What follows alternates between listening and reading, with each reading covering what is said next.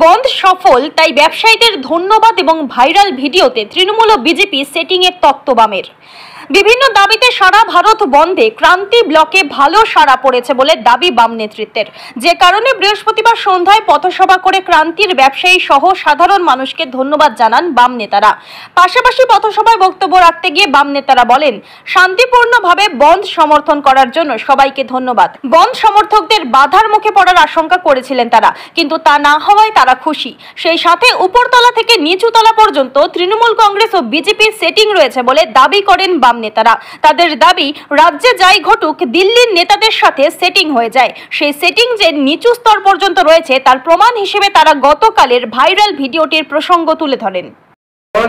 এই বন্ধ যারা সমর্থন করলেন আপামর জনগণ সকলকে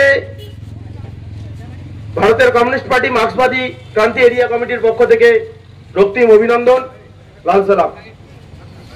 প্রথমে আমরা ভেবেছিলাম যে আমাদের ডাকা যে বন্ধ, সেই বন্ধ সফল করতে হয়তো আমাদের একটু ঝক্কি পোয়াতে হবে, আমাদের দু একটা ঝামেলায় জড়াতে হবে, দু একজনের সাথে কটু কথা বলতে হবে, কিছু গাড়ি আটকিয়ে রাখতে হবে, তাতে আমাদের দিকে কিছু বিরূপ মন্তব্য আসতে পারে।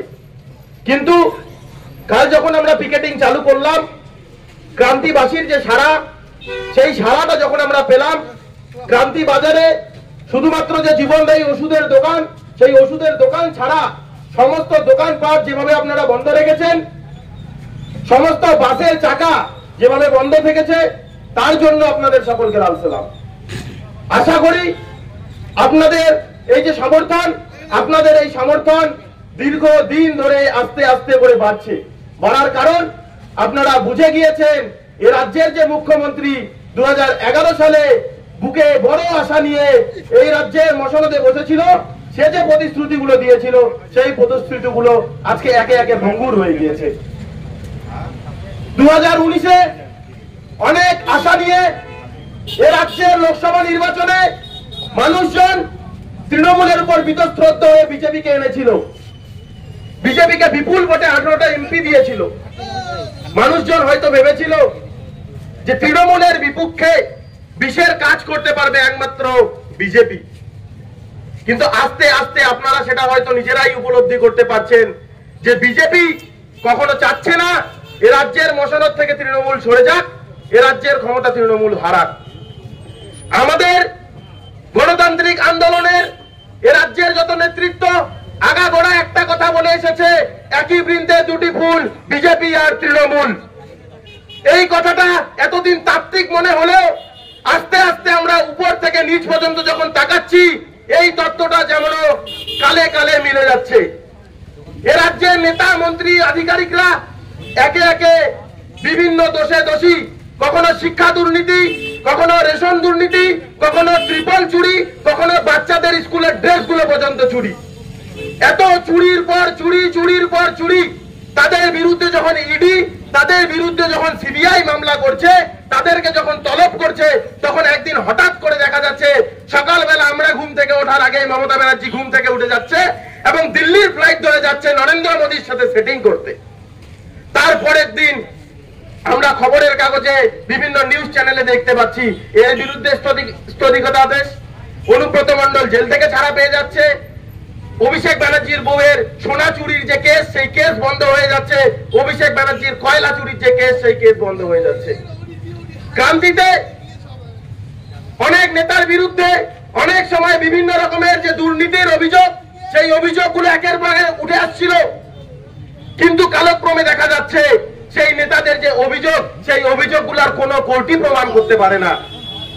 কারণ এখন যে আমাদের আদালত, এখন যে আমাদের বিচার ব্যবস্থা কোন না এক জায়গায় মনে হচ্ছে সেটাও একটু শাসক দলের দিকে ঝুঁকে পড়েছে। এই যে ঝুঁকে পড়া, এই যে মিডিয়ার, এই যে বিভিন্ন আধিকারিকের, বিভিন্ন আইন আদালতের একটা শ্রেণীর দিকে ঝুঁকে পড়া, এই ঝুঁকে পড়াই প্রমাণ করায় যে এই পশ্চিমবঙ্গে যাহা তৃণমূল তাহাই বিজেপি। আমাদের যদি এই তৃণমূল বিজেপির সেটিং এর রাজনীতি ভাঙতে হয়, আমাদের যদি ফুলে ফুলে মধু খাওয়া বন্ধ করতে হয়, তাহলে আমাদের জন্য একটাই পথ খোলা আছে, আর সেই পথটার নাম হলো বাম পথ। আমরা বাম পথে হাঁটবো, আমরা লাল ঝান্ডার পথে হাঁটবো। আমাদের একমাত্র নিরসন যদি করতে পারে তাহলে সেটা করতে পারবে এই লাল ঝান্ডা। বন্ধুরা, আজকের এই সন্ধ্যায় এখানে একটা মাইক লাগিয়ে আমরা চিল্লাচিল্লি করছি, আপনাদের হয়তো অনেকের একটু অসুবিধা হতে পারে যে আজকে আমরা বাজারটা করব, বাড়িতে এই জিনিসটার আগে এরা কি করে, ডেইলি মাইক লাগায়, ডেইলি মিছিল করে। কিন্তু তার থেকেও বেশি অসুবিধায় আমার যেটা মনে হয়, আপনারা 2011-র পরের থেকে আছেন।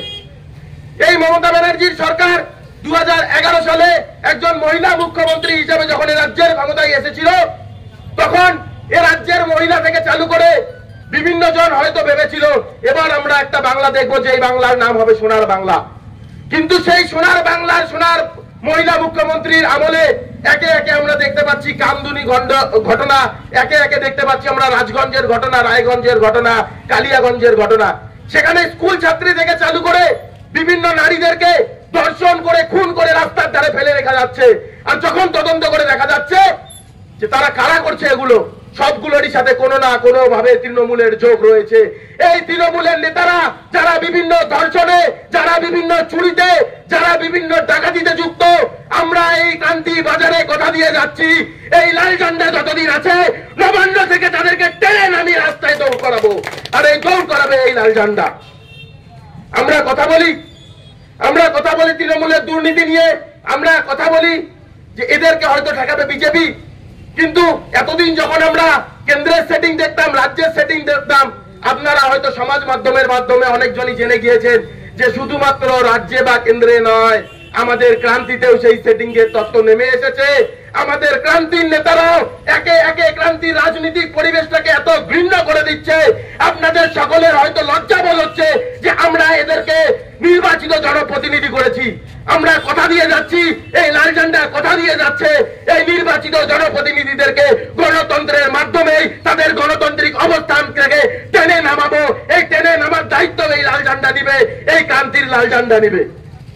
বন্ধুরা, বলার কথা অনেকই রয়েছে, আপনারা হয়তো ভাবছেন এখানে মাইকেই বলে দেওয়া হচ্ছে, কিন্তু আপনারা যদি ভালোভাবে খবর নেন, যে সমস্ত মিডিয়া বন্ধুরা আমাদের এই সেটিং এর রাজনীতি, এই গোপন রাজনীতি, তার যে ভান্ডারটা, সেই ভান্ডারটা যারা ধ্বংস করলো, কালকের পর থেকে আমি খবর পাচ্ছি সেই মিডিয়া বন্ধুদেরকেও নাকি প্রতিনিয়ত হুমকি চমকি দেওয়া হচ্ছে যে কি দরকার ছিল তোমার এই খবর করার। কিছু কিছু মিডিয়া এখনো ভালো আছে, তারা গণতন্ত্রের চতুর্থ স্তম্ভ হিসেবে এখনো কাজ করে যাচ্ছে। সেই সমস্ত মিডিয়া বন্ধু সহ যারা আমাদের এই প্রতিনিয়ত হকের লড়াই, আমাদের এই প্রতিনিয়ত ধকের লড়াইয়ে প্রত্যেকদিন পাশে থেকেছেন, তাদের সকলকে আমরা ক্রান্তি এরিয়া কমিটির পক্ষ থেকে রক্তিম অভিনন্দন ও লাল সালাম জানিয়ে আমি আমার কথা এখানেই। আজকের দিনে দাঁড়িয়ে মার্কেটে ই রিকশার প্রচুর চাহিদা রয়েছে, তাই আর চিন্তা কিসে? সঠিক মানের ই রিকশা ব্যাটারি এবং নতুন ই রিকশা কিনতে হলে আজই চলে আসুন আমাদের ধূপগুড়ির রিয়া এন্টারপ্রাইজের শোরুমে।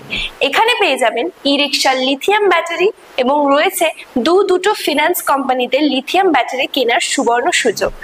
বাজাজ ফাইন্যান্স দিচ্ছে স্বল্প সুদে ব্যাটারি কেনার সুবর্ণ সুযোগ। মাত্র 4 ঘন্টা চার্জ করুন আর চলবে 100 থেকে 140 কিলোমিটার মাইলেজ। আপনার লাইনের বিল সাশ্রয় হবে। এছাড়াও এখানে স্পেয়ার পার্টস এবং ব্যাটারি পেয়ে যাবেন একদম সুলভ মূল্যে। এগুলো সব পাবেন আমার আপনার সুপরিচিত ডিলার রিয়া এন্টারপ্রাইজ ধূপগুড়িতে। তাই সহজ কিস্তির মাধ্যমে আপনারা আজই নিয়ে যান ব্যাটারি এবং ই রিকশা। তাই বন্ধুরা, আর দেরি কিসের? আজই চলে আসুন আমাদের শোরুমে। আমাদের ঠিকানা ধূপগুড়ি ফালাকাটা রোড, আদর্শনগর, বৈরাতিগুড়ি স্কুলের ঠিক নিকটে। বিশদে জানতে স্ক্রিনে দেওয়া নম্বরে কল করুন। ধন্যবাদ।